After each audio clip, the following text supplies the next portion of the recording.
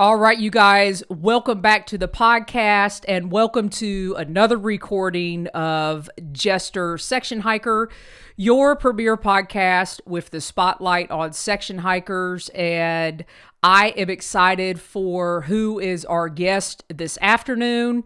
She has recently written an article that has defined section hiking in a way that I have been trying to define here on the podcast for about the last 4 years. And I'm excited to have Liz Thomas on the show, also known as Snorkel.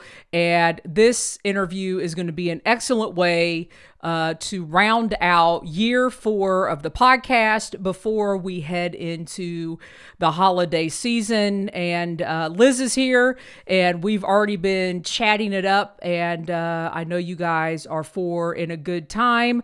But I want to give Liz a proper introduction before I bring her on. And if you guys know Liz Thomas, she is an amazing hiker. I have been following her since 2011, or maybe fangirling Liz since 2011. She set a self-supported record on the Appalachian Trail, and 2011 seemed to be the year of women on the AT. But I am actually going to read you a proper introduction from Liz's website.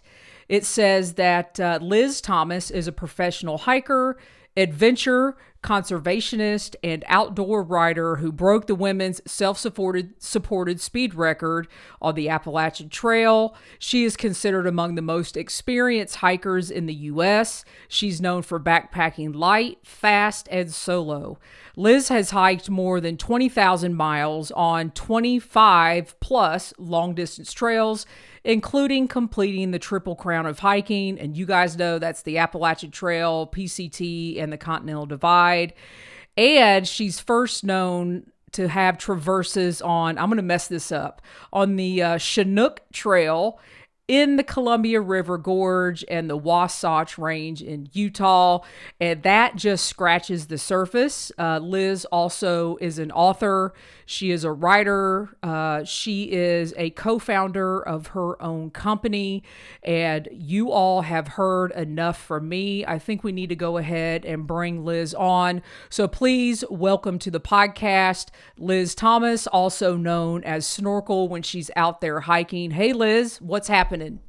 Thank you so much for having me on the podcast. Not a problem. Hopefully I did that introduction proper. You have so much. Another thing I wanted to say as I continued reading this, you also have a master's in environmental science from the Yale School of Forestry and Environmental Studies. I mean, that is amazing. Thank you. And the fun thing about that too was that I was looking at long distance trails and conservation along the trails and what it takes to protect them. So it was all related to hiking still. You have so many accolades and you have so many miles on trail, but I want to go back and start when I actually started following you. And I'm not quite sure how. Maybe Facebook, maybe an article in a magazine. And 2011 seemed to be a year for women on the Appalachian Trail. You set the self-supported record. So since the Appalachian Trail is my roots as a section hiker, let's go back to 2011 and share with us a little bit about that trek. And did you intend to set a self-supported record? Yeah, I went out with sort of a goal of giving my all. Back in those days, I don't know if the FKT website existed. This sort of record keeping around how fast people had hiked the AT was a little bit more of like word of mouth. So I based it on what I thought the number was. But it was kind of the Wild West back then as far as So I've got the number. You said you haven't looked at it in a long time. I looked it up. So on the fastest known time website, it's 80 days, 13 hours, 11 minutes. So pretty darn good.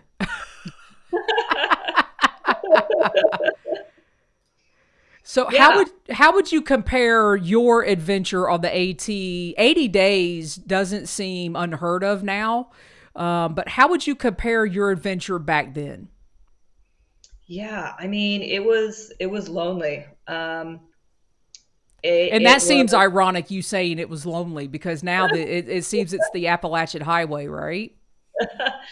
Yeah, yeah, it does seem kind of ironic thinking about it. But being ahead of the pack, getting to Katahdin that early on, I don't even remember what my number was when I got it, but it was like I didn't see people. There were days when I saw one or two people, and that was it.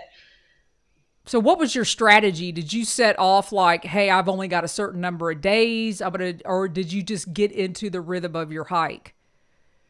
Yeah, I mean, it was a kind of a rhythm of my hike. As the days got longer, I was putting in more hours, and as I got stronger, I was putting more hours per day, so that helped a lot. But I don't know, it's fun. And I had hiked the AT before. So being able to look forward to the next day and be like, oh, I remember there's going to be a waterfall coming up, or what does it look like around that bend? I was just so excited to be back out there. It Oh, felt I like didn't such a realize you had hiked it before. So when was your first trek? my first was 2008. Okay. Okay. So you certainly didn't see a lot of women out there in 2008. Oh no, not at all. No, like maybe 1 in 10 back then. So why do the AT again? Why go again in 2011? There were a couple reasons. Trying to see how fast I could do it was one of them. But I had hiked the Continental Divide Trail in 2010, and that trail was so hard at the time. No GPS, the trail wasn't finished, the trail wasn't signed, and I just kind of, while I was hiking the CDT, I thought of the AT as sort of this fantasy land where I didn't have to worry about running out of water, and the trail was I could always find the trail. There were signs at intersections and all these things the CDT didn't have. So I kind of like built it up in my mind. And by the time I'd finished the CDT, I was like, I just want to go back to the AT again. What you're saying is what I'm thinking. Even in my future endeavors, I'm like the AT. It just seems like home. I know where the blazes are. I know how to find my way, and I could just hike. Yeah. Yeah. Just kind of hike, put one foot in front of the other, get my mind in the groove. And a lot of the worries that I feel like are common on other trails, it's like you go out there and you're just in nature and doing it. So, did that fuel your passion for doing more through hikes, for getting involved more in your writing career in the outdoor industry? I know that you've written for Backpacker. We're getting ready to talk about an article that you wrote for, which is a fantastic article that you wrote recently for Far Out. So, what fueled that passion as far as your everyday 9 to 5 business life? Yeah, I mean, I think it was very hard, especially at that time period, because so few people knew what through hiking was. I really felt like I had to like put myself out there. I have enjoyed writing since I was very, very small, and my family had told me like there's no money in being a writer, which is still true, and it kind of discouraged me from it. But I think being out there on trail made me realize, there's a lot of things that people say you can't do, and I should try it. Yeah. So 2008 AT, then you went to the CDT, and then you came back to the AT. Hopefully, I'm getting these in order. Where did the first PCT trek come in? That was the year after my AT hike. So that was And 2012. 2009, 2009. Okay. I was 8, 9, 10 for my Triple Crown. Wow. Okay. So 8, 9, 10. So on the PCT, did you even remotely think about wildfires? Were you worried about the water? It seems everything now that the PCT is now it's like, can I make it from the southern end of California to that Canadian border? Did you worry about stuff like that back in '09? Yeah. I would say I was worried about my physical capability to do it, not about natural disasters stopping me. I did have a wildfire happen in Washington, and there was a reroute. But it was such a rare thing that they had actually set up a ranger who escorted hikers around the fire. Oh, And wow. Yeah, and that was my fiery route. It was, you know, it was smoky for a few hours, and that was it in terms of wildfires. And then water, in some ways, I feel like water is actually better now, maybe, just because the information is out there. There might be some more trail angels caching, whereas, you know, I would go to the library and print out a water report and you have no idea how many days old it is and whether it's still accurate, in order to get water information. So, I mean, something like the Far Out app that exists now is at least better, more accurate, up to date information. So you did all of these hikes. So '08, '09, am I getting that right? And then TID without the capability of Far Out. All the Right. mapping, everything was online. And I'm sure if you wanted to do any blogging, you went to the library. And that just Yeah. seems unheard of now. Did you hike with any technology at all with a phone? So my first AT hike, I had a phone. It wasn't a smartphone. The iPhone hadn't been invented yet. And you know, it got wet in the rain because I didn't really know how to, you know, my first hike, I didn't properly know how to keep stuff dry. So phone was out. That was it after Virginia. PCT, I think I definitely know I carried a phone on the CDT. Um, yeah, it's wild to think that's how we used to hike. Yeah, and now I'm even thinking like Garmin InReach, a spot device. Did you have any of that with you? Not in those times. No, Wow. And I did now, PCT hike. I had all the things. so you've got these hikes under your belt, you've got the Triple Crown under your belt, and I read something on your website to introduce you. I'm extremely interested in just for personal reasons. I don't know if I said that right. The Chinook Trail. Am I saying Yeah. that right? Is it Chinook or is it Chinook? I've heard Chinook. Yeah. Okay. So that is an unknown traverse. I've heard of it, but is it all off trail? No, no. So it actually, I think in like the early '90s, received National Recreation Trail status. So it's a recognized trail. It's not complete, and it's something they've been working on. But it's something that theirs was a trail organization, but no one had ever hiked the trail before. It was more like an idea. And my friend Whitney Allgood LaRufa and I were looking at maps and saying, "Hey, there's something pretty close to Portland where he lives. It's a long distance hike that we haven't heard of. Why don't we go out there and hike it?" There you go. So what kind of explain the terrain? Tell us about it. Oh yeah, it's got a little bit of everything. You start out in that sort of Pacific Northwest temperate rainforest, and then you get more into the sort of high deserty sort of open grasslands as you get further east. You cross the Columbia River, and then you go back to those high grasslands down to out towards Mount Hood, where there's waterfalls and pine trees, and then back down in that temperate rainforest. So it's sort of a horseshoe traverse of the Columbia River Gorge, which is just beautiful and really diverse terrain. And how many miles is it? A little bit more than 300. Oh wow. Okay. So nice little trek. Yeah, yeah. And what did you guys use at that time to go around? Mapping system. Yeah, we had paper maps that we had doodles on, and we did have some software that we looked at online. I think it was like the Nat Geo software, because we needed to figure out where these connector trails were because there's no line on the map that says Chinook Trail. It didn't really exist at the time. And you know, maps online sometimes lie. So we would get to some junctions that there's no junction there. There's no signs. The trees have completely taken over the trail.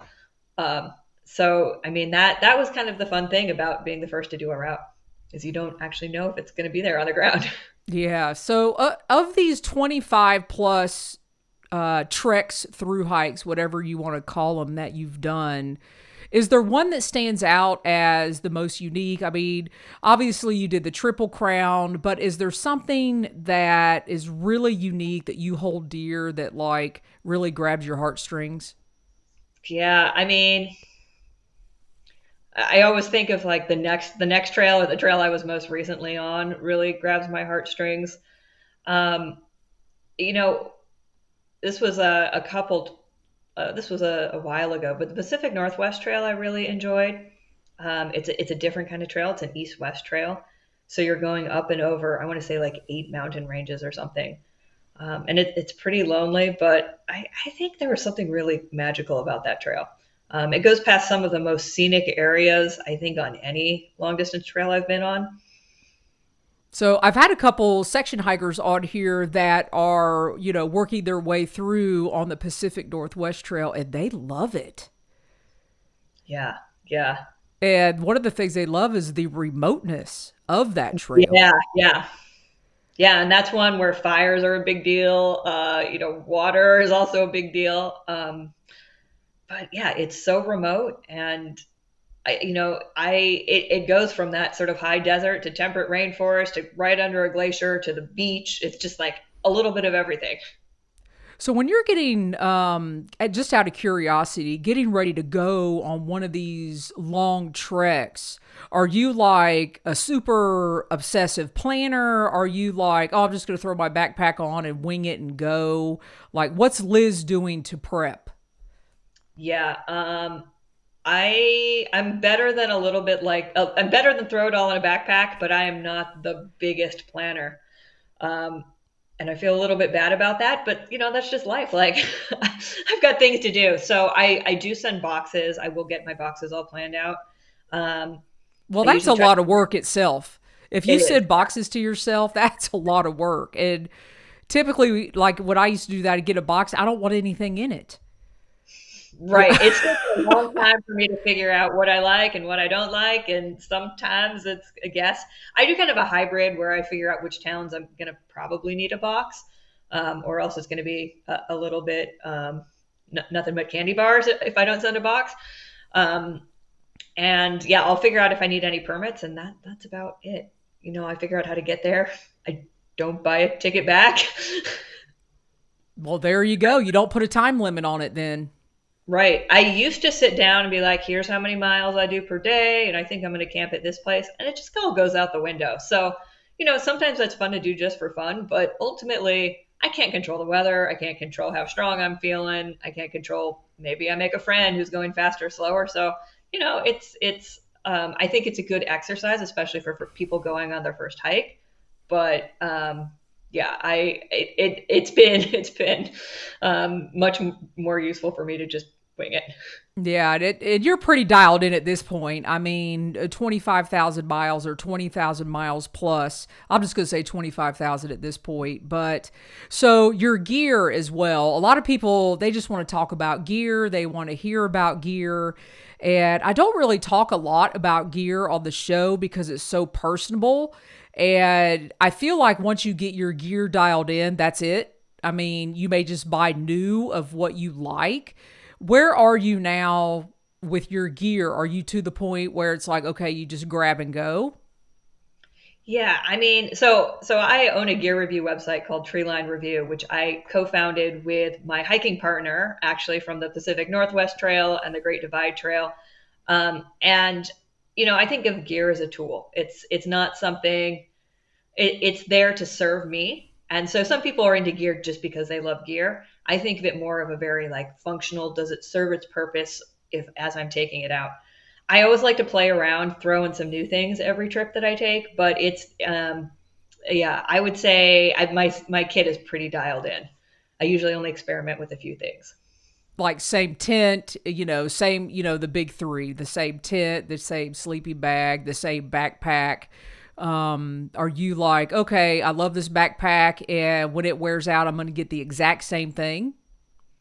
Um, I I like to experiment, when things wear out. And usually, if I go out on a trip, for example, I was just on the Arizona Trail. I had a different backpack than I normally use, but I kept the sleeping bag and sleeping pad and the tent all the same. So I'll mess with like one of the big three, um, but I don't do mess with all three of them at once.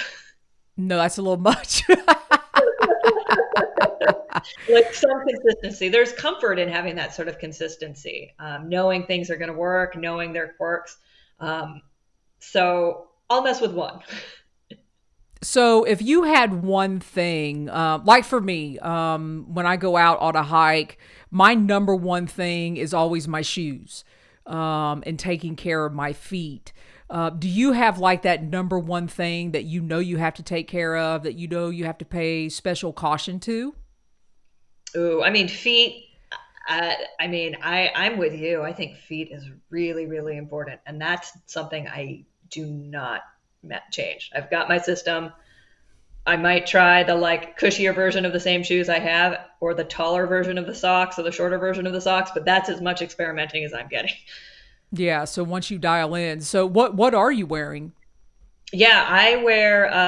I'm pretty classic West Coast. I wear Ultra Lone Peaks and darn tough quarter micro quarter hikers. Yeah, and I like to. I was actually thinking about this, and I've been hiking for so long. When I started using darn tough on the AT, and you couldn't get darn tough on the West Coast. Really, it was a lot of work, and I was one of the early ambassadors. I hadn't barely heard of through hiking as a West Coast thing.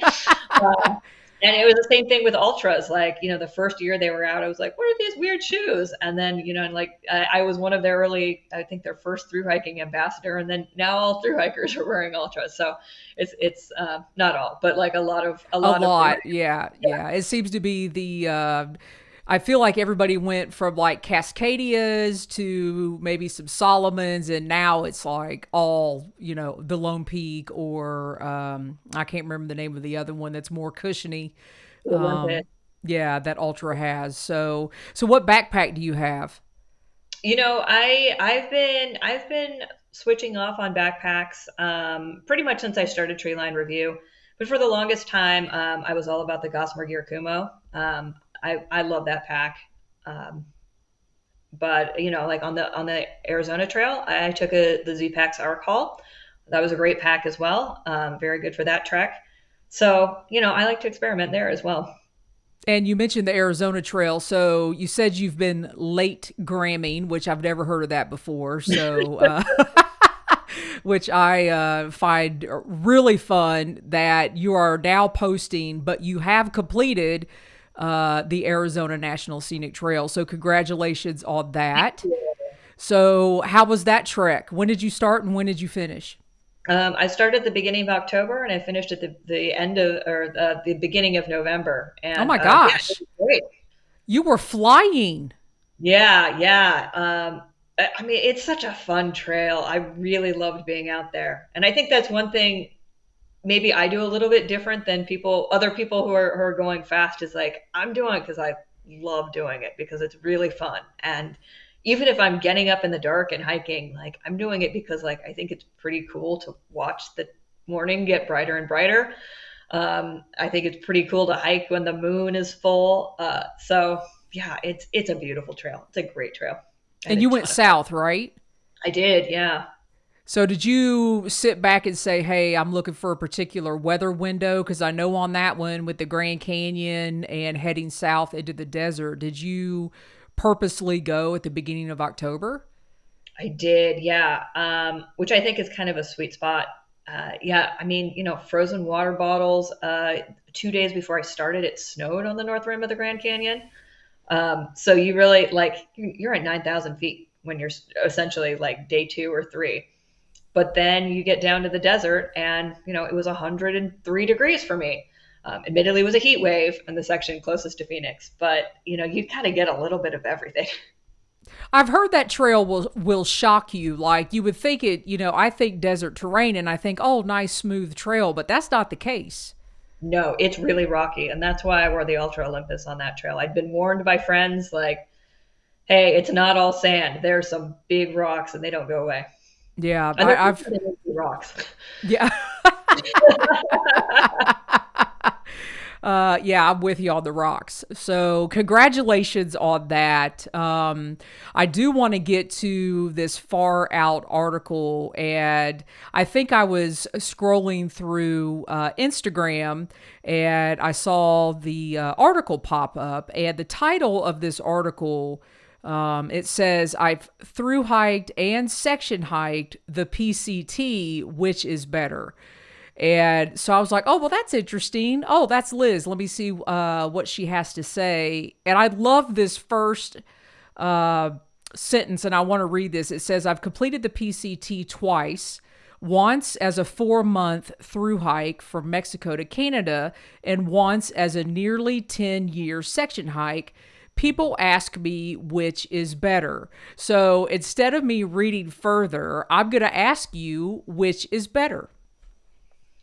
Yeah, I mean, I think the section, there's nothing quite like the sort of community that you make, especially on your first through hike. But I actually had more fun on my section hike. Yes. Yes. All section hikers are now rejoicing.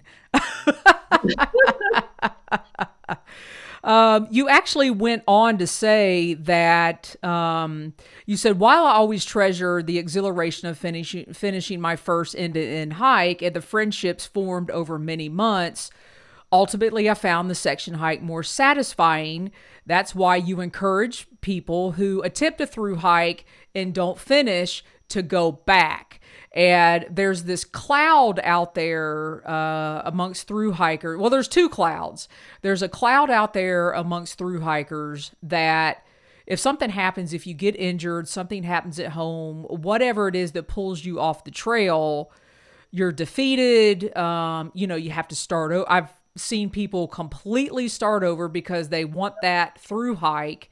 And in this article, that's not what you encourage people to do. So let's talk about that first. Yeah, I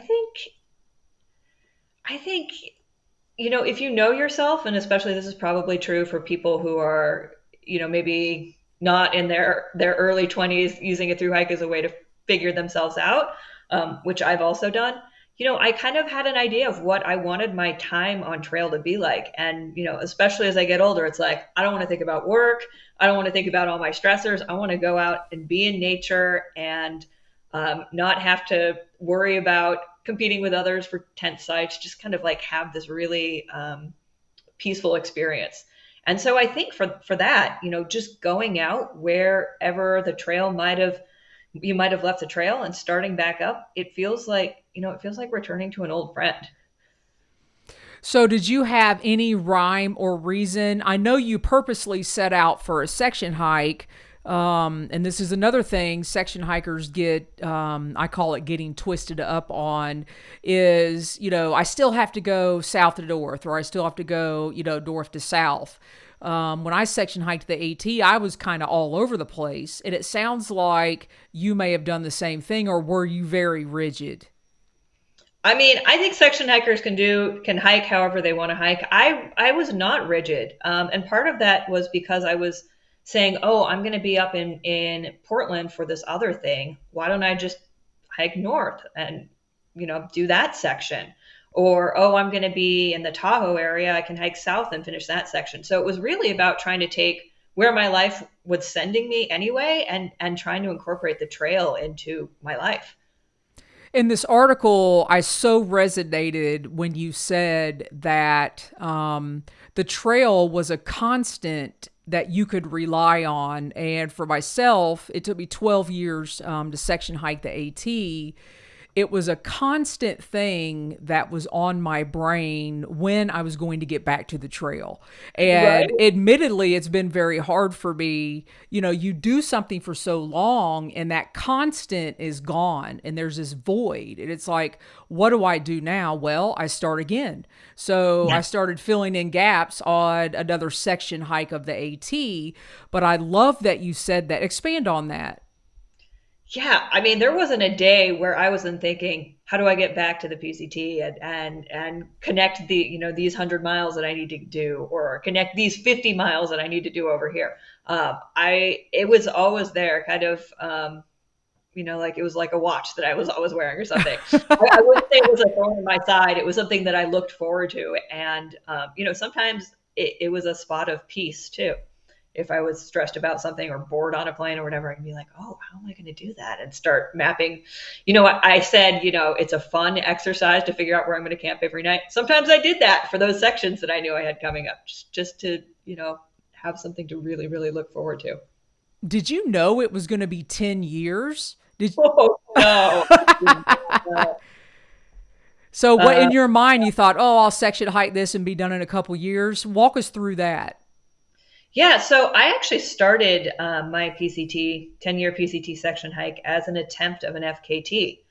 And that did not work out. But I kept thinking, I want to hike the PCT again. Can I do this as a section hiker? And so that sort of transition of like very fast through hike to like sort of a slower, more contemplative, long-term experience. I feel like I learned and grew a lot because of it.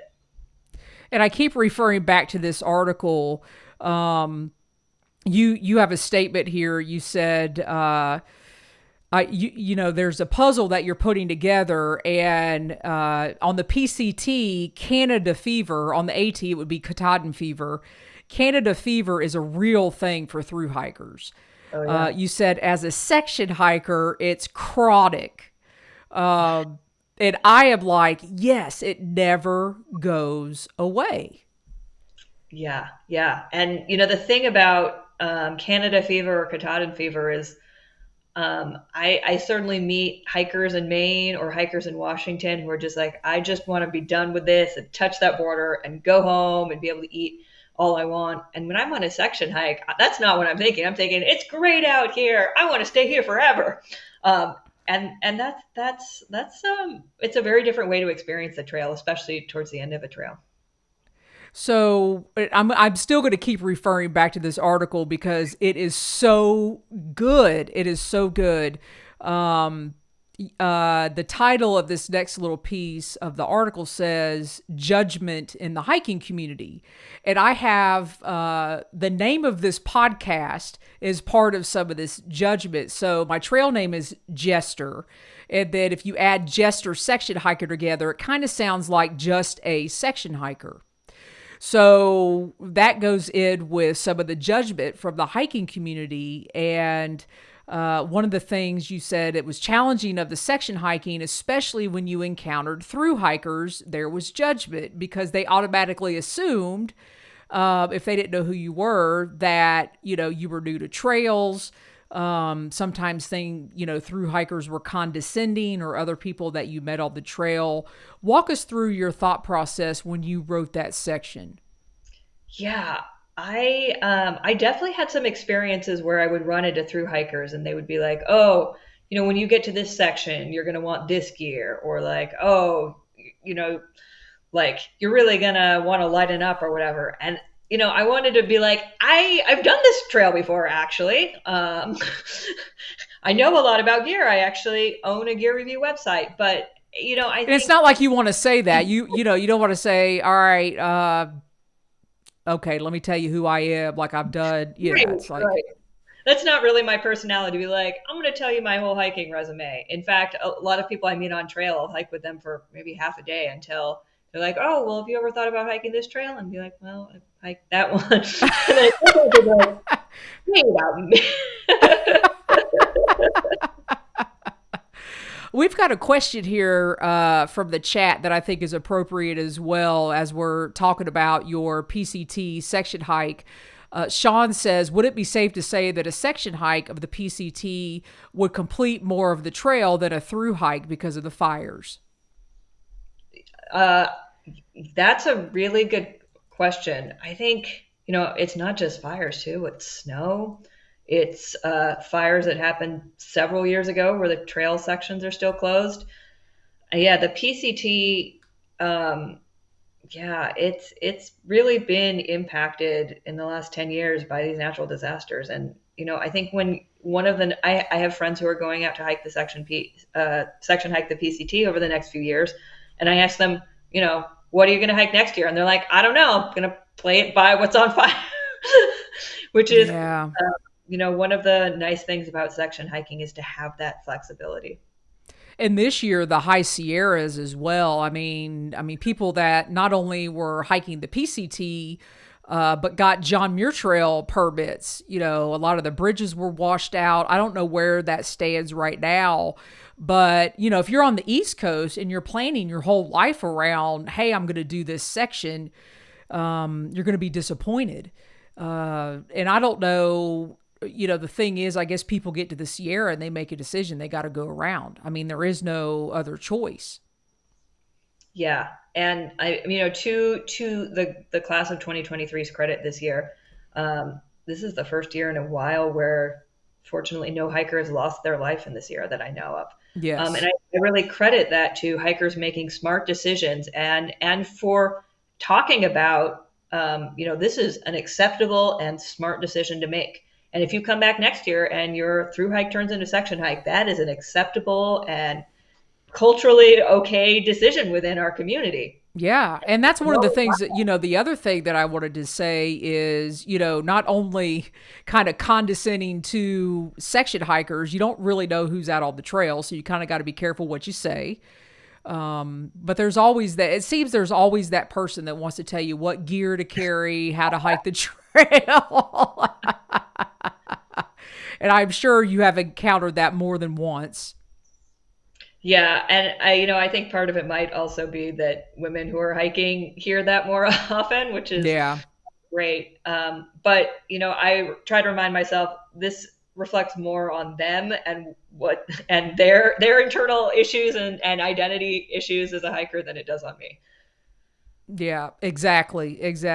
And then what you just said, I'd love for you to expand on that, because I think there's a culture out there that if you're a through hiker, you don't want to be a section hiker because you had to get off the trail.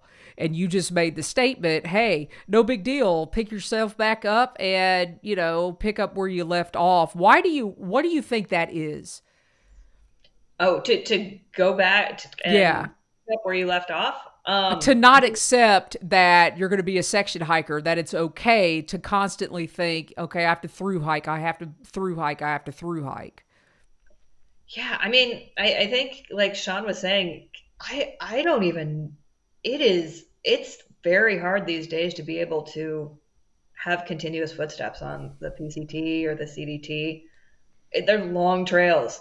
Fires are everywhere, snow is everywhere. And I think the more we realize, hey, it's okay to go out. It's great to go out for a section, and realize that that's going to be the reality for pretty much everyone who goes on these long trails, no matter how many months you have to go do it. I think that's going to be a really important part of our hiking culture going forward.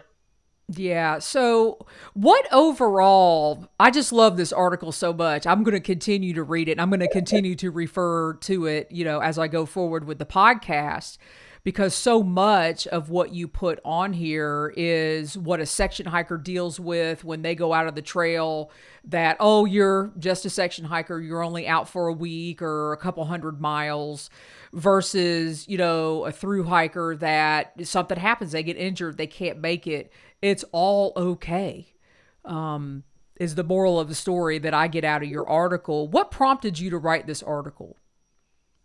I think, it was really a big revelation for me, because I had thought of myself as a through hiker, and part of it was that I had experienced how section hikers are treated by through hikers. And I was like, hey, we really need to change the dialogue around through hikers and section hikers. We're all hikers. We're all out there on the same trail, having a great time. Some of us are going to hit different weather. Some of us are going to hit fires more than others. But, are we having a great time on trail? That's ultimately what this is about.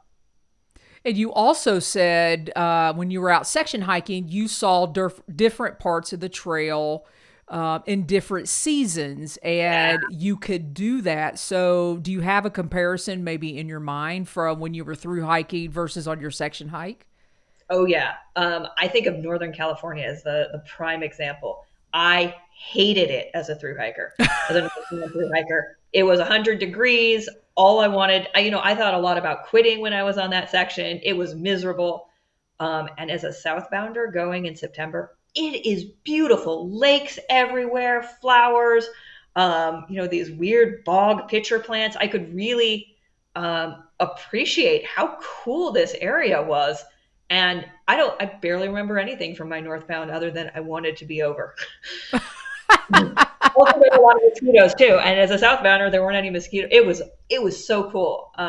And this one section, the Hat Creek Rim. I had a friend who'd worked on trail crew there who was like, my favorite section of the PCT is the Hat Creek Rim. And I was like, are you kidding me? It's hot. There's no water. It's ugly. Going as a section hiker, I got snowed on. I could really appreciate the view from there. And, it's just a different experience. Well, Liz, you have revived us as section hikers that it is definitely A-OK. And I encourage everybody, that article is going to be in the description below. I think somebody else put it in the chat, so that is awesome. And so thanks for representing both sides of the story. I think it's great. One of the things I want to do, I can make an hour go by real quick, and we've got about 15 minutes or so left before we hit that hour mark. So talk to us about tree line review. Yeah, tree line review. I started 5 years ago with my hiking partner, Naomi Huditz. We'd hiked the Great Divide Trail together. We'd hiked Badwater to Mount Whitney together and the Pacific Northwest Trail together. And, one of the things I think, especially as a woman, that I felt like was missing from a lot of gear review sites was that the sort of people who were writing gear reviews didn't look like me, didn't have my experience. And I actually had an editor for a gear magazine tell me, I was like, what about women's gear? And he says, oh, I just write it and then put my wife's name on it. And I was like, What? And I was told women can't write gear reviews. Fast forward. Absolutely not. Women can write gear reviews. Right. So, fast forward, a few years later, I was hired by the New York Times Wirecutter to be on their outdoor gear review team. And I worked there for several years, had a lot of fun doing these very objective, very sort of science labby based gear reviews. They decided that the outdoors doesn't make money and cut our team. And a bunch of our team members said, hey, we had a really amazing thing going on here doing side by side, almost Consumer Report style gear reviews for gear. Why don't we start up something that's the same idea? So that's what Tree Line Review is based on. So you guys are the co-founders. I know you have an Instagram site. I'm going to put it all in the description. And I think it's awesome. And I just saw something out. You guys posted something today, some REI reviews. I mean, you do a little bit of everything, right? Yeah, we started with hiking, backpacking, through hiking. Over time, I met amazing people who do skiing, rafting, mountain biking, bike packing, running. We've got a really big running section. It's been fun for me to work with these other really excited people who kind of get what makes our gear reviews different and are totally willing to go along for the ride. Excellent. And you also have a book that I want to talk about. I'm looking at it here on Amazon, and I'll make sure that is in the description below too. So it's Long Trails, Mastering the Art of the Thru-hike, which goes right along with everything. Oh, yeah, there we go. Yay. Yeah. Awesome. So, yeah, show that again. That's a big book. That's awesome. Yeah. Although, it's picture heavy. It's it's laid out very, very well. So it's really set up so that you can sit down over a bowl of cereal at breakfast and, read for 10 minutes. My kind of book. Yeah, exactly. Well, when you said pictures, you had me at pictures. Yeah. And it's meant to be, I really fought with my publisher to be like, I want pictures of real people on trail, not models. I want people who are dirty, filthy, haven't showered for a week, and are the happiest, just glowing with the experience of being on trail. And that's what it is. So what can we expect in the book? So it says Mastering the Art of the Thru-hike. So give us a little taste of what is actually in the book. Yeah, if I were to rename the book, that was kind of a working name that ended up just going to publication. I would call it Dream to Reality. And it's really set up from the first time you hear that a long distance trail exists or that long distance hiking is something that a human can do, all the way to what does the nitty gritty look like day to day. So, we talk about, should I through hike? Should I section hike? When should I start? What trails even exist? How do I choose which trails to go on? All the way to, and this is something that I didn't see in a lot of backpacking or through hiking books, was how do I tell my family that I'm going to be gone for a while? How do I save up to go on this trip? How do I tell my boss? And that seems like those are the questions I get asked the most when I go on these hikes. That seems common sense, but it's not. It's not. When I wrote that book, there were no books in print by outdoor publishers on how to through hike by a woman, by a person of color. And I was like, I really feel like maybe the questions that I get asked are different than what other people get asked, but these are really, really important things that you have to figure out before you figure out your gear, before you figure out what to do with bears or what you eat. It's, how do I even get on the trail in the first place? I love that you said that, especially about the family, because trying to explain to your family what you're doing, I'm going to be on a trail for, 4 to 6 months, or, hey, I'm going to start section hiking this trail and it's going to take me 12 years. And your family's like, wait a minute. What? Yeah. Yeah. But what I have found is when your family understands, they want to go along with you. Yeah. Or they want to come meet you along the way, or they want to send your boxes. After I finished, I'd been hiking for maybe 10 years. And after I finished writing this book, I gave it to my family. And it really put together all the things they'd kind of been seeing bits and pieces. And they were like, oh, now I understand what you do. So I tell people, this book is as useful for you as it is to giving your family so they know what it is you're experiencing. Well, listen, everybody needs to get this book. And I want to sign off by asking you the obvious, what is next? You just got off the Arizona Trail. Again, congratulations. Is there another long trek? Is there another section hike? What's next for Liz? Yeah, I have a permit to hike the Trans-Catalina Trail over New Year's, which should be really great. It's this island off the coast of California that is pretty popular for people to go hike. And yeah, I have finished section hiking the PCT, and as you were saying, now that I've finished, I'm kind of like, oh, what's my next section hike that I want to be thinking about all the time, every day? And so I've been thinking about section hiking the Continental Divide Trail. It's, I think that's actually going to be a better and more fun way to experience that trail. And I'm looking forward to it. So when you do, where are you going first? A little bit of depends on the snow season, the fire season, when I feel like there's a gap enough in work that I can take off for a little bit of time to go hike. So I'm playing it by ear, but I'm thinking a lot about either Colorado in the summer or possibly, I loved being in New Mexico in the fall, possibly doing that. But yeah, I mean, that's the thing. So wait a minute, I'm picking up on something here. So you are a Triple Crowd through hiker. Is there a Triple Crowd section hiker in your vibe as well? Is that you think you would section hike the CDT and then maybe section hike the AT? Yeah, I've thought about section hiking the AT in the fall because I really want to be able to capture the fall colors in all the different places. Fall colors are great in Maine, but they're also great in Virginia.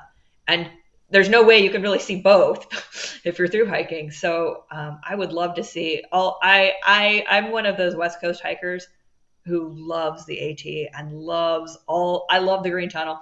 You can kind of see in the background, I have some paintings and they're all of the AT. I don't have any. Yeah, I just want to see all those trees and reds and golds and yellows. Do you have a favorite amongst the three in the Triple Crown? I go back and forth, and I don't have kids, but it's kind of like I think it's kind of like how do you choose between your kids? They're all great in very different ways, and I think they're all wonderful to hike. Well, we've got another question from the chat, and what about the urban hiking? trails to breweries in Denver. Awesome. You've done so many things. So talk about on your website, you have a whole section on the urban hiking. So how did that develop? It happened in the most random way. Someone went to my website and sent me a cold email saying, hey, I've put together this route that is an urban through hike. It's 200 miles to all of the public stairways in Los Angeles. That's interesting. Los Angeles had public stairways. I didn't realize Los Angeles was hilly, but I was like, hey, I was living in Colorado at the time. It was winter, and I was like, hey, go hike 200 miles snow free. I'll go do this. And I loved it. It was so much more elevation gain than I was expecting. It was like AT style, just up and down, 500-foot climbs. And I was like, there's a lot in common between this urban through hiking and through hiking as I know it in wild areas. I still have this sort of physical activity, this purpose when I wake up in the morning, being like, when I wake up in the morning, I know I'm going to walk and I'm going to sleep in a different place every night. I slept in different people's houses along the way on that trip. And I don't know what I'm going to see. I'm going to meet some cool people along the way. I loved it. And so I started doing more of these urban through hikes, and I've done them in 14 cities, including, that trail was all about, the LA one was all about public stairways. I did a public stairway one in San Francisco and Seattle. What is this Denver one to the breweries? Yes. So I was like, there's like maybe 2 public stairways in Denver. But there's a lot of breweries. What if I were to hike to all of the breweries? Is one hike, one connected footsteps hike. There were, I think it ended up being 67 breweries that I went to, which was all the breweries in Denver. There's a really famous through hiker who was one of the first people to hike the PCT in the winter, who said, you can't call it an adventure if you don't know if you're going to live, or something like that. And that's how I felt about the Denver brewery hike. I was like, I don't know if I'm going to live to tell this tale. And as you can imagine, I didn't do a pint at every single brewery, but I would do it at least a taster at every brewery. Well, yeah, you have to go in, right? Well, listen, Liz, this has been exceptional. Again, I could make an hour go by real quick, and I have truly admired you for a long time. Read a bunch of your articles, and when I saw that Far Out article, I said, I'm going to do it. I'm going to reach out to her and see if she will be on the podcast and stand up for all section hikers out there. And I think you did. So thank you very much for coming on the show. Give me just a second. I'm going to switch the screen. I'm going to close out the show, and hang on, Liz. I'll be right back with you. All right, you guys, right here on the Jester Section Hiker podcast, Liz Thomas has proclaimed that section hiking is where it's at. And Liz, again, I really, really appreciate you joining me on the show. This was an excellent way to close out season 4 or year 4 of the podcast right before the holidays. You guys, I wish you all happy holidays. As always, thanks for listening. Be safe out there, and happy section hiking.